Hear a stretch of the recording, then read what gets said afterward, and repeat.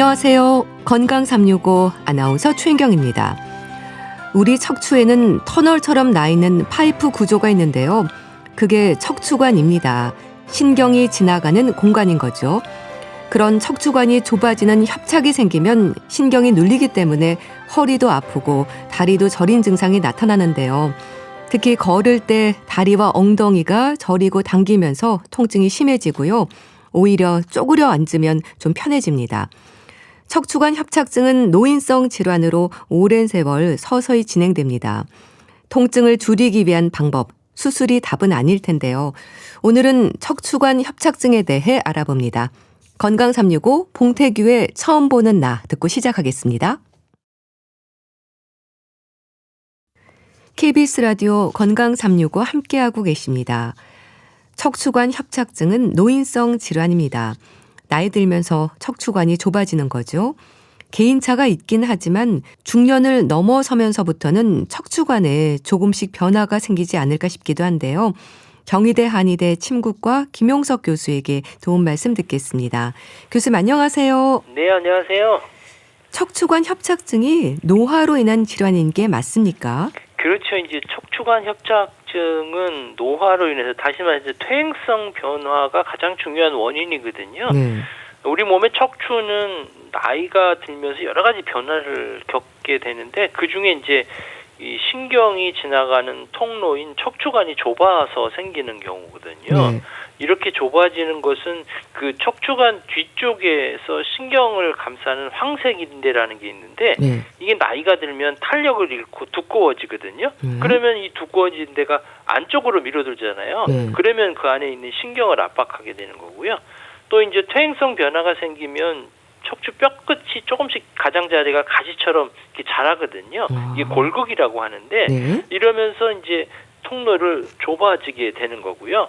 또 이제 척추뼈 사이에 디스크에 수분이 빠지고 납작해지면서 척추관 공간 자체를 밀어 들어오면서 영향을 주기 때문에 이런 현상이 생기는 거죠. 네. 나이가 들어가면서 서서히 좁아지는 건데요. 척추관이 하는 역할이 뭔가요? 아무래도 척추관 자체는 이제 척추뼈에 있는 몸통하고 네. 뒤쪽에 이제 돌기 사이에 그 터널 같이 빈 공간이 있거든요. 네. 이 공간이 하는 역할은 뭐냐면 그 중추신경계를 보호하는 역할도 하고요. 둘째는 이제 신경 자체가 어떤 신호를 보내는 거잖아요. 그러니까 신경 신호의 이동 경로하는 역할을 하거든요. 그 우리 몸에도 뭐 그 안에 내부 장기를 보호하기 위해서 그 흉과 갈비뼈가 있잖아요. 네. 그게 보호하는 것처럼 마찬가지로 뇌에서 내려오는 척수하고 그 아래로 이어지는 어떤 신경 뿌리를 단단한 뼈 터널 안에서 안전하게 보호되는 거거든요. 그러니까 요 신경 자체가 외부 충격에 의해서 신경이 손상되지 않도록 어떻게 보면 그 소나무에 철갑을 두른 것 같은 그런 상태라고 보시면 되겠죠. 네. 그럼 척추관이 좁아진다는 건 어떤 의미인가요? 건강에 어떤 위험과 변화를 주는지 궁금한데요.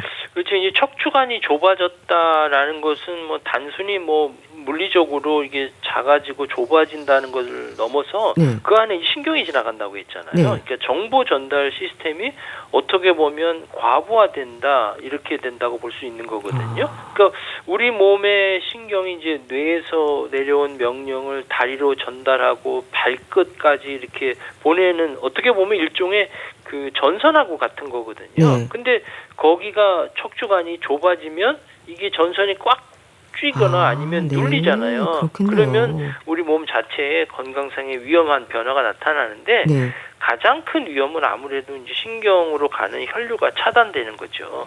신경도 살아있는 조직이기 때문에 피가 공급이 돼야 되잖아요. 산소하고 영양 공급이 돼야 되는데 이게 좁아지면서 신경을 감싸는 미세한 혈관들이 압박을 받게 되면 이러면 이런 증상들이 생기거든요. 그래서 가만히 있을 때 괜찮다가 걸으면 뭐 다리가 저리고 터질 듯하게 아프다 이렇게 얘기하는 거거든요. 이제 이런 현상들이 대표적인 것이고 또 이제 아무래도 보행 거리 자체가 짧아지게 되거든요. 그러니까 예전에는 1km 걷던 사람이 점차 뭐 500m만 가고 뭐 100m만 걸어도 주저앉고 쉬어야 될 이런 상황이 빼지는 거거든요. 그런 현상도 생기고 또 뭐 신경이 지속적으로 눌리면 아픈 것뿐만 아니라 감각도 둔해지고 마비도 생기는 거거든요. 그러니까 발바닥이 뭐 남의 살 같다, 뭐 구름 위를 걷는 것 같다, 뭐 이런 현상들도 생기게 되는 거죠. 네.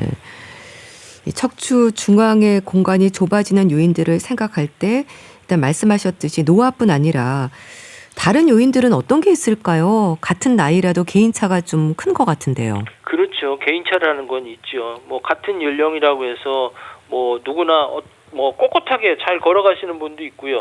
또 어떤 분은 또 금방 주저앉는 분도 있잖아요. 그러니까요. 이게 다 개인차 때문에 생기는데 개인차라고 하면 첫 번째는 타고난 게 있어요. 선천적인 게 있겠죠. 선천적으로 이 통로의 크기가 좀 차이가 나는 거죠. 사람 얼굴도 뭐 각양각색이잖아요. 마찬가지로 태어날 때부터 척추관의 어떤 지름 자체가 남들보다 좁게 태어난 분들이 있지요. 그래서 아무래도 이런 분들은 노화가 조금만 진행돼도 남들보다 빠른 이런 현상들이 생기게 되고요. 그 다음에 더 중요한 거는 아무래도 후천적인 요인이에요. 그러면 뭐 대개 보면 자세 그리고 직업이 어떤 거냐에 또 많이 관련돼 있거든요. 척추는 이게 척추라고 해서 우리 몸의 기둥이잖아요. 그러니까 어떻게 쓰느냐에 따라서 또 마모되는 속도가 완전히 다르거든요. 그러니까 무거운 물건을 자주 들거나 허리를 반복적으로 숙이는 일을 오래 하시는 분들은 척추뼈 자체가 스스로 보호하기 위해서 더 두꺼워지고 또 가시 같은 뼈가 더 많이 만들어지게 되거든요. 그리고 또 구부정한 자세로 오래 앉아있는 습관을 갖게 되면 척추 인대를 더 두껍게 만드는 이런 형태가 생기고 또 척추를 보호하고 있는 근육량에서도 좀 차이가 나거든요. 척추관이 조금 좁아졌다 하더라도 코어 근육 자체가 단단한 분들은 근육 자체가 척추뼈를 꽉 잡아주기 때문에 신경 압박이 좀 덜하게 되고요. 만약에 이제 그 반대로 근육이 없는 분들은 척추뼈가 흔들리면서 신경 통로를 더 직접적으로 압박하게 되고 또 생활 습관도 문제가 있거든요. 담배. 담배가 이제 척추로 가는 미세혈관 자체에 문제를 일으키기 때문에 디스크나 인대를 퇴행화시킬 수 있고요. 또 비만도 마찬가지로 이런 증상들이 생길 수 있죠. 여러 원인들을 말씀 주셨는데요. 척추관이 좁아지면서 나타나는 증상은 우선 허리 통증일까요? 통증이 심하다고 하던데요. 그렇죠. 이제 척추관 협착증의 가장 대표적인 증상이 통증인 건 분명하건데요. 근데 이제 일반적인 허리 통증하고 조금 다른 특징이 있어요. 뭐 단순히 뭐 허리가 끊어지다 아프다 이런 느낌보다는 신경이 눌리면서 발생하는 여러 가지 복합적인 통증에 더 가깝거든요. 어떻게 보면 척추관이 좁아져서 신경이 눌리면 허리 자체 통증보다는 엉덩이나 이제 발끝까지 이어지는 통증이 더 심하고요. 그리고 이제 다리에 피가 잘 안 통하는 것처럼 뭐 팽팽하게 붓거나 뭐 터질 떡 같은 그런 느낌이 들기도 하고 뭐 전기 오는 것처럼 찌릿찌릿하거나 발바닥이 이제 화끈거리고 시린 증상도 나타나게 되고요. 가장 특징 중에 하나인 것을 이제 간헐적 파행이라고 해서요. 한 5분에서 10분만 가려도 다리에 힘이 빠지고 또 통증이 너무 심해서 잠깐 쉬었다 가야겠다 하는 이런 생각이 드는 이런 경우 있죠. 그런데 그렇게 되면 뭐 쭈그려 앉거나 뭐 허리를 약간 굽히면 이 좁아졌던 척추관이 일시적으로 넓어지면서 통증 자체가 줄어드는 이런 현상이 생길 수 있어요. 이게 아주 전형적인 협착증 환자들의 특징적인 소견이고요. 그러다 보니까 자세에 따라서 통증이 왔다 갔다 한단 말이에요. 허리를 펼 때는 척추관 통로가 가장 좁아진 자세이거든요. 그래서 똑바로 서거나 걷거나 침대에 대자로 누울 때 통증이 더 심해지고요. 반대로 이제 허리를 굽힐 때는 그 통로가 좁아지거든요. 그래서 이제 이런 협착증 갖고 계신 어르신들이 우리 유모차 같은 거 이렇게 끌고 가시잖아요. 또 그다음에 지팡이 같은 거에서 허리를 숙이게 되면 훨씬 편하게 느껴지는 거죠.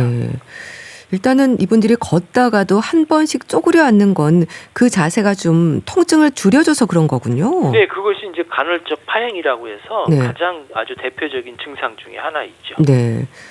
보행거리가 좀 짧아진다고 하셨는데 다리도 저리고 많이 아픈가요? 대개 보면 척추관 협착증은 허리 통증만 있는 게 아니라 네.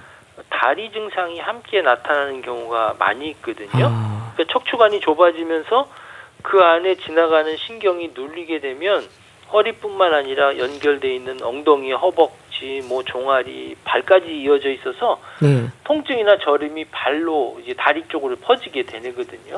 그래서 뭐 허리 통증뿐만 아니라 엉덩이, 종아리 이런 데까지 통증이 생겨서 힘이 빠지는 느낌도 생기고 네. 또 오래 서 있거나 거리면 이런 증상이 더 심해지는 게 나타나거든요. 그래서 이제 허리보다 다리가 더 아프다, 또 뭐 걸으면 다리가 터질 듯하게 앞에서 좀 쉬고 싶다, 네. 또 나이가 들수록 점점 심해진다, 이런 증상이 있으면 협착증이다 이렇게 의심해 볼 수 있는 거죠. 네. 또 신경이 지속적으로 눌리면 감각 저하나 마비까지 올 수 있다고 말씀하셨는데요. 발목이나 발가락에도 힘이 빠지면서 감각이 좀 없어진다면 이 정도면 아주 심한 걸까요? 그렇죠. 이제 척추관 협착증은 단순히 뭐 허리가 아프거나 다리가 아프다, 뭐 저리다 이런 걸 넘어서 네. 발목에 힘이 빠지거나 또는 발가락의 움직임이 좀 문제가 있거나 네. 또 감각이 둔해지거나 무뎌진다 이런 증상이 나타나면 네. 신경이 압박된 게 좀 꽤 진행됐다 이렇게 볼 수 있거든요. 네. 보통 이제 초기에는 허리 통증이나 뭐 가볍게 다리 저림이 나타나고요. 그 중간 정도 되면은 우리가 간헐적 파양이라고 말씀드렸듯이 조금 걷다가 쉬어야 될 이런 느낌을 느끼는 것이고 네. 조금 진행이 되면 근력도 떨어지고 감각도 떨어지죠. 이렇게 신경이 오래 눌리면 회복도 느려질 뿐만 아니라 완전히 돌아오지 않을 수도 있기 때문에 네. 초기에 적극적으로 치료할 필요가 있는 거죠. 네. 그럼 척추관 협착증인 분들이 일상에서 느끼는 불편이랄까요? 주로 어떤 말씀을 하세요? 이 척추관 협착증 겪고 있는 분들이 가장 많이 하시는 말씀 중에는 네. 내 마음대로 걷지 못해서 좀 서럽다 네. 이렇게 표현하시는 분들이 상당히 많고요. 아무래도 대표적으로는 조금만 걸어도 다리가 터질 듯해서 자꾸 주저앉게 돼요 이렇게 말씀하시는 경우가 많거든요. 이 걷는 것이 상당히 중요한데 우리가 산책하거나 쇼핑 갈 때 되면 걷잖아요. 이게 걷는 그렇죠. 즐거움이 있는데 이런 즐거움은 좀 빼앗긴다는 거죠. 음. 그러니까 횡단보도 건너가다가 신호 바뀌기 전에 다리에 힘이 빠지면 당황하게 되잖아요. 그렇죠. 또 마트에서 몇 걸음 가다 말고 진열대 붙잡고 쉬어야 되면 네. 이런 현상들이 생기고 또 남들과 속도를 맞추지 못하니까 점차 외출도 꺼려지고 사회적으로 이제 고립감도 느끼게 되는 것이죠. 네. 그리고 또 이런 분들은 되게 허리를 펴면 아픈데 굽히면 좀 살 것 같아요. 그러다 보니까 본인도 모르게 허리를 숙이고 걷는 게 편하다 보니까 그런 자세가 굳어지는. 그래서 꼬부랑 할머니, 할아버지 생기는 거죠. 그렇군요. 그리고 앞에 말씀드린 대로 유모차 끌고 다니시는 분도 있잖아요. 네. 그러니까 유모차 밀고 다니면 1시간도 걷겠는데 맨몸으로는 5분도 못 걷겠어 이렇게 말씀하시는 것도 마찬가지로 유모차에 기대면 척추관 공간이 일시적으로 넓어지기 때문에 이런 증상이 좀 덜하고요. 뭐 밤에 다리가 저리고 시리고 밤잠을 설쳐요. 또 뭐 이런 증상들이 같이 나타나게 되는 거죠. 네. 뭐 다리도 저리고 서 있는 것도 힘들고 걷는 게 많이 힘든 건데요. 통증을 줄이기 위해서 하루 걸러 한 번씩 침을 맞는 분들도 있던데요. 침 치료는 어떤 효과를 주는 건가요? 그렇죠. 이제 침 치료가 척추관 협착증에 도움을 줄 수는 있는데요. 네. 우리가 이제 척추관 협착증이면 척추관 자체가 좁아진 거잖아요. 그렇죠. 그러면 침 맞으면 좁아진 게 넓어져요? 이렇게 얘기하시는데 그렇지는 않고요. 예. 통증을 조절하고 또 일상생활을 가능하게 하는 그런 효과가 침치료로 있거든요. 네. 그래서 우리가 침 자극이 되면 신경계를 자극해서 우리 몸에서 통증을 제거하는 물질들이 나오는 거예요. 네. 그러니까 천연의 어떤 통증 완화 물질들이 나타나는 거거든요. 그러면 뇌로 전달되는 통증 신호 자체가 차단되니까 다리가 뭐 터질 듯하거나 허리가 끊어질 듯한 이런 통증들이 완화되는 거고요. 그 외에도 이 척추관이 좁아지면 주변의 근육들이 이 신경을 보호하려고 긴장을 더 많이 할 거 아니에요. 딱딱하게 굳으면 그렇겠네요. 그 긴장된 것들을 풀어주는 치료를 침치료를 하게 되는 거고요. 그다음에 협착 부위에는 혈류가 그만큼 덜 가잖아요. 그럼 염증 물질이 쌓이게 되죠. 그래서 침 자극이 주게 되면 기혈순환이 촉진되면서 혈액순환이 좋아지니까 염증 물질들이 씻혀져 나가는 거예요. 그래서 산소와 영양분을 충분히 공급해서 신경이 손상되는 것을 막아줄 수가 있는 거죠. 네. 또 척추관 협착증으로 고생하는 분들을 보면 무릎 관절도 약해서 퇴행성 관절염을 앓는 경우가 많지 않나요? 그렇죠. 실제로 뭐 척추관 협착증하고 퇴행성 관절염은 바늘 가는데 실 가는 것처럼 함께 오는 경우가 상당히 많거든요. 네. 단순히 뭐 나이 들어서 동시에 생기는 것도 있겠지만 아주 긴밀한 관계가 있거든요. 왜 그러냐 하면 첫 번째로 먼저 보행적인 어떤 자세의 변화 때문에 그렇거든요.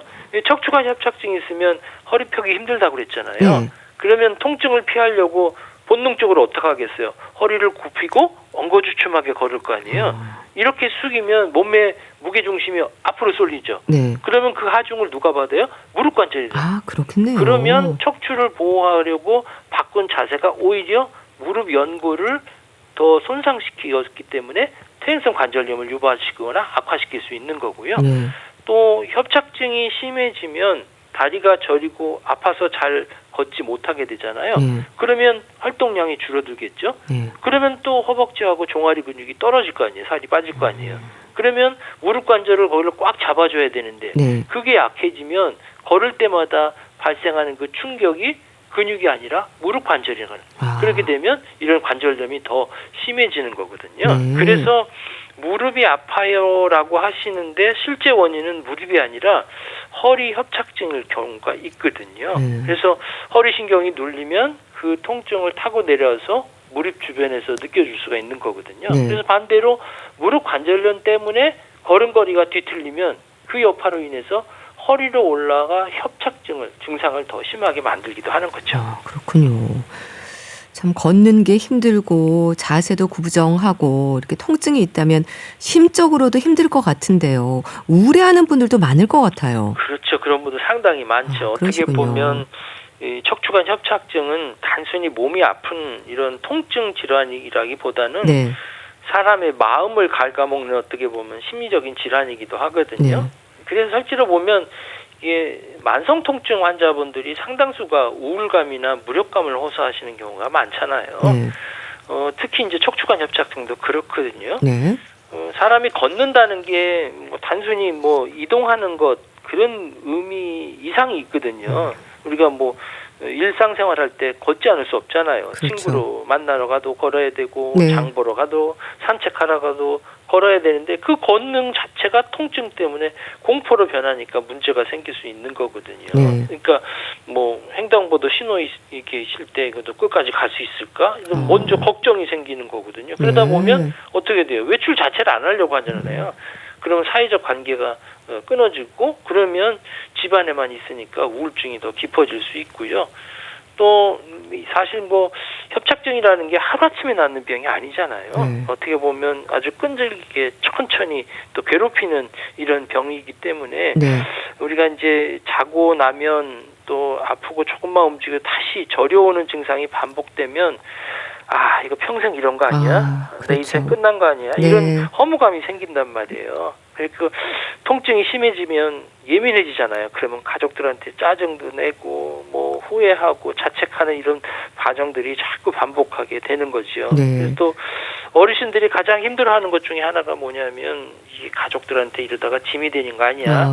이런 난 좀 부가치한 것 같아. 이런 우울증으로 자꾸 넘어질 수가 있기 때문에 사실 이런 가족들이 있게 되면 공감해 주는 게 상당히 필요하거든요. 이렇게 아프다 그러면 아이 나이 들면 다 그렇지 뭐 그런 거야 이러기보다는 오늘 다리 많이 저리시죠. 고생 많으셨어요. 이렇게 공감해 주는 한마디가 또 우울증을 덜어내는 데 큰 도움이 될 겁니다. 그렇게 공감해 주는 것도 중요하고 또 이분들 치료도 꾸준히 잘 받으셔야 될 것 같은데요. 이제 말씀 주신 침 치료와 함께 물리 치료도 받잖아요. 어떤 도움을 받을 수 있는 걸까요? 사실 침 치료하고 물리 치료는 같이 가야 될 필요가 있거든요. 침 치료는 통증 신호를 차단하고 근육을 풀어주는 그런 효과가 있다고 그랬잖아요. 그래서 척추의 어떤 구조적인 환경을 개선하고 또 기능을 회복시키는 역할을 하고요. 또 물리치료 자체는 어떻게 보면은 그 기능 자체들을 개선시켜주고 우리 몸의 구조들을 잘 조정시켜주는 역할을 한다고 볼 수 있는 거거든요. 네. 우리가 물리치료 많이 하는 것 중에 흔한 게 뭐 핫팩 같은 거, 열치료 하잖아요. 네. 그러면 이제 심부 조직의 염증 이런 것들을 가라앉히는 데 효과적이고요. 또 견인 치료 같은 것도 하잖아요. 척추 뼈 사이를 이렇게 눌려주는 이런 치료를 하게 되기도 하고 또 추나 치료도 하잖아요. 그래서 통증 때문에 골반이 틀어지거나 한쪽으로 뭐 기울어 걷는 경우에 요것들을 잡아주는 역할도 하고요. 아울러서 뭐 운동 치료 같은 것도 해야 되죠. 뭐 척추관을 넓혀주는 어떤 골반 경사 운동이나 뭐 고양이 자세 같은 이런 동작들을 하실 필요가 있는 것이니까 침으로 뭉친 근육이 어떤 매듭을 풀어준다면 물리치료는 그 근육을 유연하게 해주고 재발을 방지하고 또 운동을 통해서 튼튼하게 해주는 이런 기능을 할 수 있기 때문에 두 가지를 같이 하실 필요가 있는 거죠. 집에서 할 수 있는 방법도 있지 않을까요? 자세도 중요할 텐데요. 사실 병원 치료는 병원에서 얼마 안 하잖아요. 뭐 1시간 내로 하니까 나머지 시간 다 집에서 보내니까 어떻게 보면 습관 자체가 중요하고 또 자세에 따라서 신경 통로 자체가 넓어지기도 하고 좁아지기도 하기 때문에 집안에서 하는 운동이 상당히 중요한데요. 앞에 말씀드렸지만 협착증은 허리를 뒤로 적힐 때 통로가 좁아지고 앞으로 살짝 굽힐 때 구부러진다고 했잖아요. 그래서 잠잘 때는 옆으로 누워서 무릎을 살짝 구부리고 다리 사이에 벽에 같은 것을 끼우면 척추관이 가장 편한 자세로 잠으실 수 있고요. 의자에 앉을 때는 허리를 너무 꼿꼿이 세우려고 애쓰지 말고 꼭 등받이를 해서 체중을 분산시키는 게 좋고요. 집에서 뭐 간단하게 할 수 있는 척추관 공간을 넓혀주는 것은 고양이 기지개 자세 있잖아요. 고양이가 기지개 치는 것처럼 엎드린 채 무릎을 굽히고 엉덩이를 뒤로 빼면서 상체를 숙이는 거. 그러면 척추 마디마디가 길게 늘어나면서 협착 부위의 압력이 줄어들게 되는 거죠. 네, 알겠습니다. 자, 오늘은 척추관 협착증의 진단과 한의학적 치료에 대해서 알아봤는데요. 경희대 한의대 침구과 김용석 교수와 함께했습니다. 감사합니다. 네, 감사합니다. KBS 라디오 건강 365 함께하고 계신데요. 장나라의 나도 여자랍니다. 듣고 다시 오겠습니다. KBS 라디오 건강 365 함께하고 계십니다.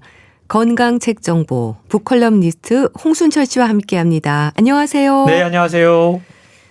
이토록 위대한 몸, 오늘 소개해 주실 책인데요. 무슨 얘기일까 궁금한데요. 예, 책을 읽고 나서 우리 몸이 얼마나 위대한지 다시 한번 깨달았습니다. 정말로 우리가 건강을 중요하게 생각해야 되기도 하지만 몸을 평소에 좀 존중하고 돌보는 습관을 가져야겠다는 생각을 해봤는데요. 우리는 우리 몸을 좀 따로 떼어놓고 바라보는 데 익숙한 것 같습니다. 우리가 대학병원을 가봐도 구분되어 있잖아요. 내과, 외과, 피부과, 정형외과, 안과, 치과, 진료 과목이 구분되어 있습니다. 그리고 내과 안에서도 또 구분되어 있어요. 소화기내과, 순환기내과, 호흡기내과, 내분비내과. 사실 몸을 이렇게 세세하게 분리해서 전문적으로 치료하는 것이 당연한 세상에 우리는 살고 있습니다. 그것이 더 좋다라고 생각을 하죠.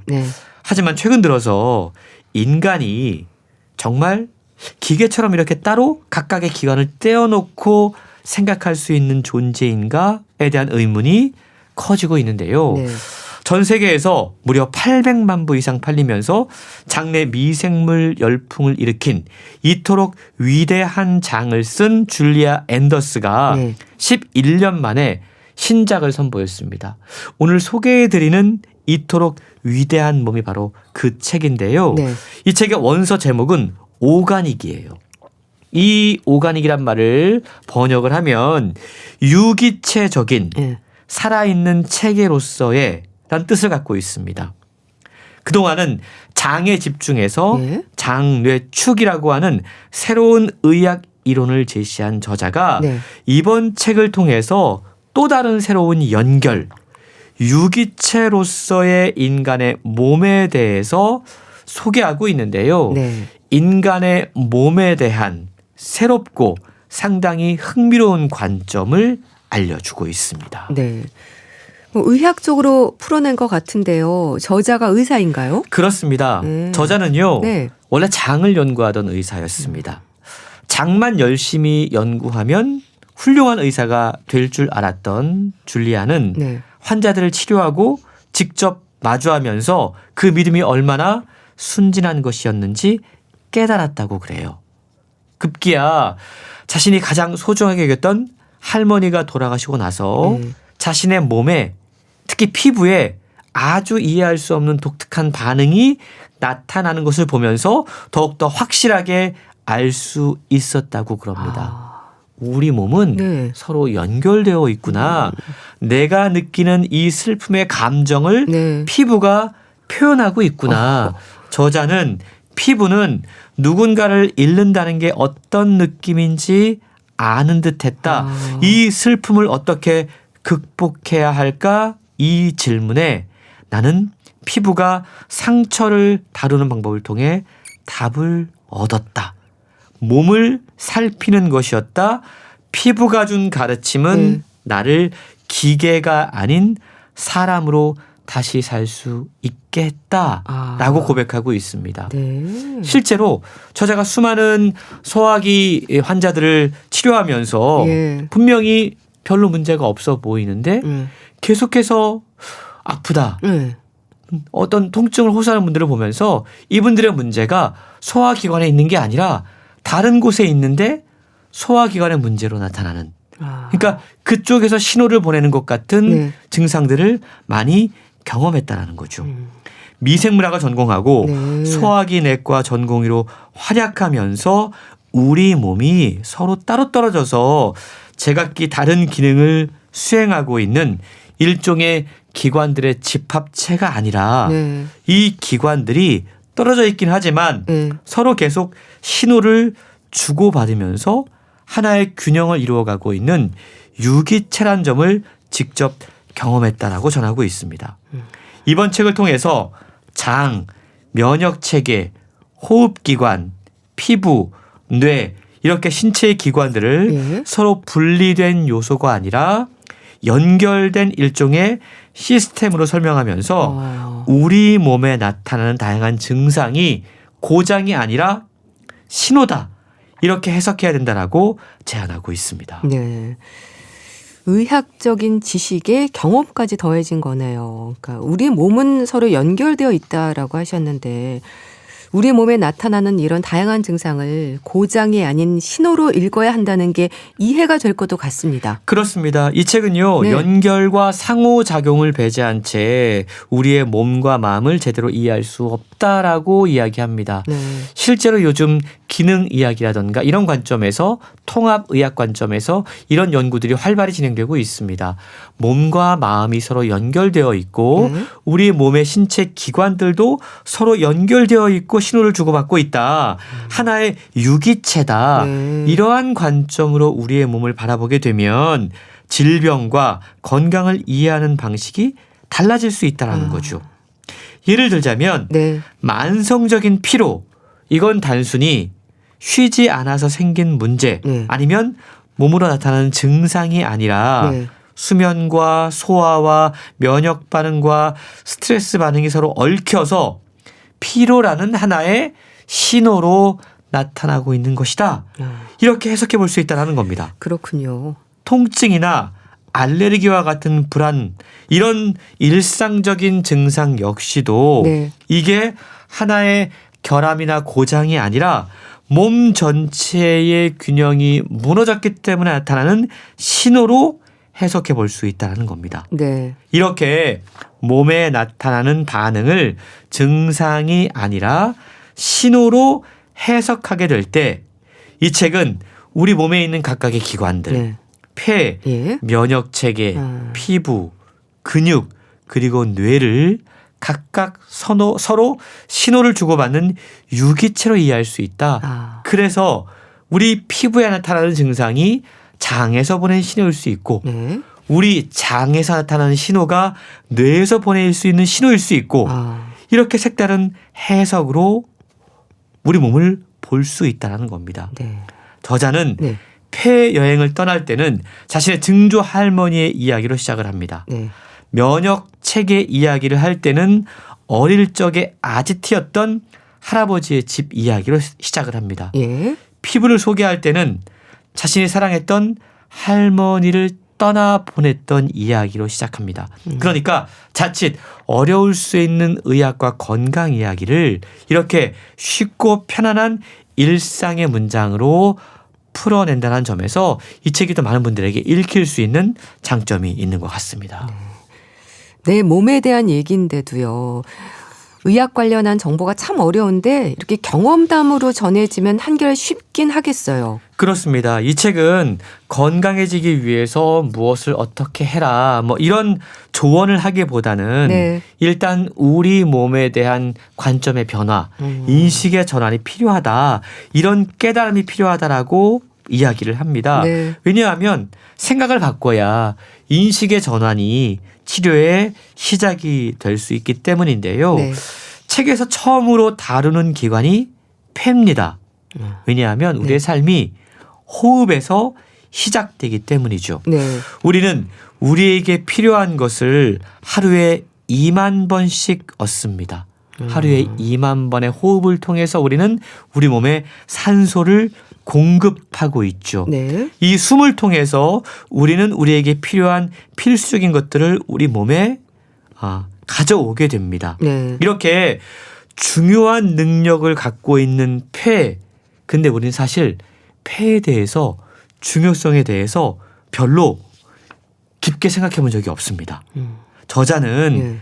폐는 실제로 단단하지도 않고 강력하지도 않고 독립적이지도 않다라고 이야기합니다. 네. 폐는 우리의 생각보다 훨씬 더 부드럽고 아. 모든 것을 용인할 수 있도록 끊임없이 환경에 적응하고 있다고 그래요. 그렇군요. 실제로 네. 평상시의 폐의 표면을 보면 네. 갈비뼈, 심장, 식도, 폐가 마주하고 있는 기관들의 흔적이 다 담겨져 있다고 그럽니다. 이 폐가 그래서 놀라운 거예요. 수용성과 가변성을 갖고 있기 때문에 가장 강력한 특성, 중요한 특성을 지니고 있다라는 거죠. 만약에 폐가 딱딱했다라고 한번 생각을 해보시죠.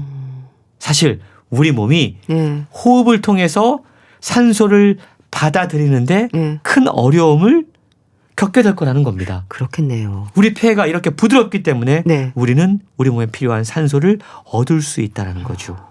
우리 몸은 이렇게 폐를 통해서 산소를 얻고 있는데요. 네. 폐는 우리 몸의 기관 가운데 가장 강력한 균형을 이루고 있는 기관이라고 그럽니다. 왜냐하면 네. 우리 몸이 산소를 필요로 하지 않습니까? 그렇죠. 근데 산소가 많아지면 어떻게 될까요? 활성산소라는 문제를 일으킵니다. 활성산소는 네. 아마 많이 들어보셨을 것 같은데 우리 몸을 아프게 하는 되게 좋지 않은 요인이 됩니다. 격렬한 운동을 하면 호흡량이 늘어나죠. 그렇죠. 과도한 스트레스를 받으면 호흡량이 늘어납니다. 많이 먹으면 호흡량이 늘어납니다. 그렇군요. 근데 호흡이 늘면 네. 활성산소가 더 많이 발생하게 되죠. 활성산소는 일반적인 산소보다 활성이 크고 불안정하고 높은 에너지를 갖고 있는 산소를 의미를 합니다. 네. 이게 바로 각종 성인병과 암을 비롯한 질병을 일으키는 원인이자 노화를 일으키는 주범 가운데 하나인데요. 이렇게 폐는 네. 산소를 들이마시고 그 가운데서 적절한 균형을 이룸으로써 우리 몸이 가장 중요하게 필요로 하는 것이 균형이라는 사실을 일깨워주고 있다라고 책은 설명하고 있습니다. 네. 폐에 대한 얘기를 해주셨는데요. 또 앞서 저자 소개를 하면서 가족을 잃은 슬픔이 피부 신호로 나타났다고 했잖아요. 피부 얘기도 궁금한데요. 그렇습니다. 사실 피부를 통해 우리는 뭔가를 느끼고 있잖아요. 이 촉각은 네. 외부 세계가 우리의 내면 깊은 곳까지 영향을 미치고 또 우리에게 타인의 존재가 필요하다라는 사실을 알려주는 가장 중요한 첫 번째 감각이라고 봅니다. 그렇군요. 그래서 네. 손을 내밀어서 우리가 연결을 추구하는 것이야말로 우리의 삶의 일부임을 깨닫게 해준다라고 이야기해주고 있는데요. 네. 특히 상실을 겪거나 외로움을 느끼거나 상처를 받았을 때 네. 우리 피부는 그 신호를 보낸다고 그럽니다. 자신의 중요성, 네. 타인의 중요성, 그리고 차단으로 자신을 보호하는 일과 타인을 느끼는 일이 얼마나 중요한지를 보여준다고 그래요.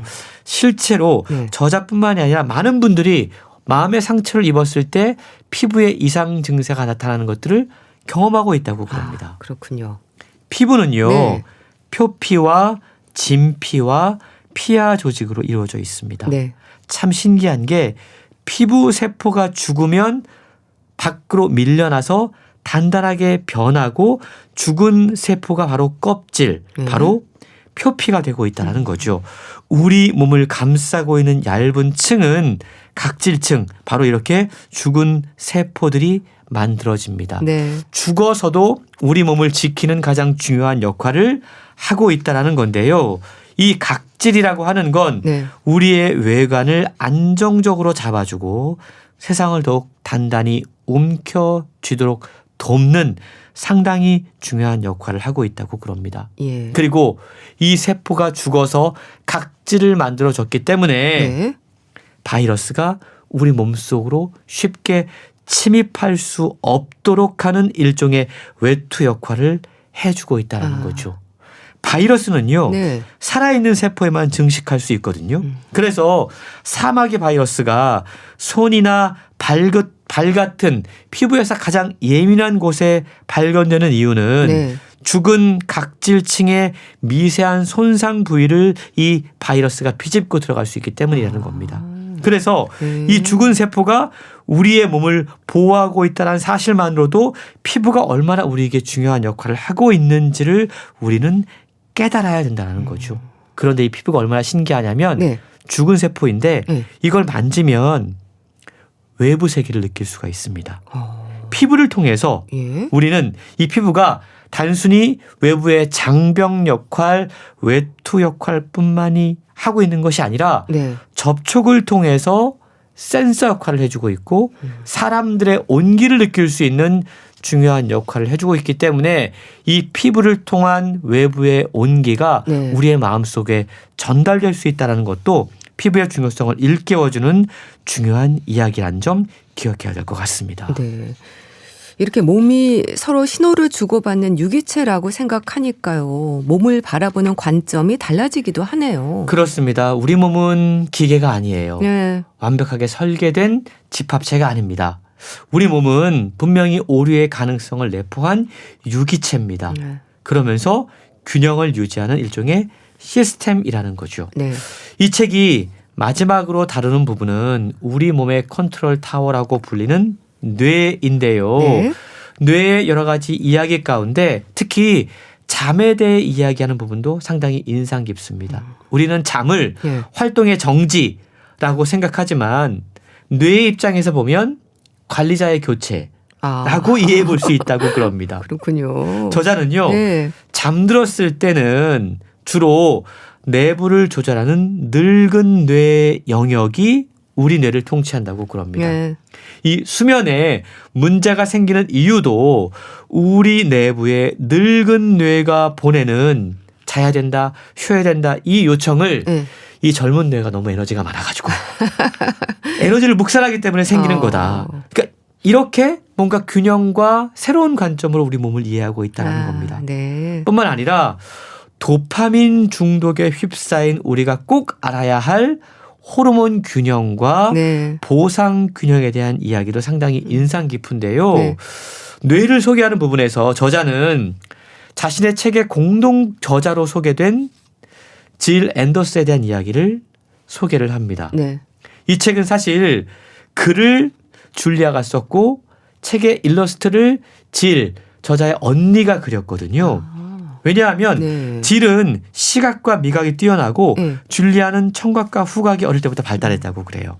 그래서 어릴 땐 참 이 다름 때문에 많이 싸웠지만 어른이 되어 보니까 함께 가진 장점을 통해서 함께 책을 쓸 수 있는 놀라운 변화로 만들어낼 수 있었던 거죠. 그랬군요. 근데 어딜 가면 네. 저자로 소개를 할 때 줄리아만, 그러니까 글을 쓴 사람만 자꾸만 저자로 소개한다고 그럽니다. 그래서 그림을 그린 언니를 제대로 소개하지 않는 사람들을 그때부터 네. 뭔가 문제가 있는 사람이라고 취급하기 시작했다고 그래요. 그리고 자신과 마찬가지로 언니를 정중하게 대하는지를 가지고 사람들을 판단하기 시작했다라고 이야기합니다. 네. 이게 왜냐하면 네. 균형을 이야기하는 사람으로서 몸을 바라볼 때도 균형이 중요하지만 네. 이 책을 쓴 저자도 자기가 글을 썼지만 그림을 그린 언니도 너무 중요한 존재인데 그렇죠. 어느 순간 네. 그림을 그린 언니는 이 책을 쓴 사람으로 생각하지 않는 사람들의 그 불편함이 느껴졌다라고 이야기하고 있는데요. 균형, 연결, 그리고 상호 존중, 이게 저자가 우리 몸을 바라보는 관점입니다. 어느 기관이 네. 특별히 우세하거나 중요하다는 생각을 우리가 내려놓을 때 우리는 비로소 우리 몸이 우리에게 보내는 신호, 그 소리를 제대로 들을 수 있다라고 이야기를 하고 있는데요. 우리 몸은 유기체입니다. 네. 어느 것 하나 특별히 중요한 곳이 있는 것이 아니라 각각 다 중요하고요. 그 신호에 우리가 더욱더 귀를 기울일 때 우리는 우리의 건강을 진정으로 돌볼 수 있을 것 같습니다. 네. 우리 몸이 끊임없이 신호를 주고받으며 균형을 이루려고 하는 만큼 이 몸의 신호를 듣는 게 중요하다는 걸 깨닫게 되네요. 책 이토록 위대한 몸 잘 들었습니다. 북컬럼니스트 홍순철 씨 감사합니다. 고맙습니다. 넬리 스파이스의 고백 보내드리면서 인사드릴게요. 건강365 아나운서 최인경이었습니다. 고맙습니다.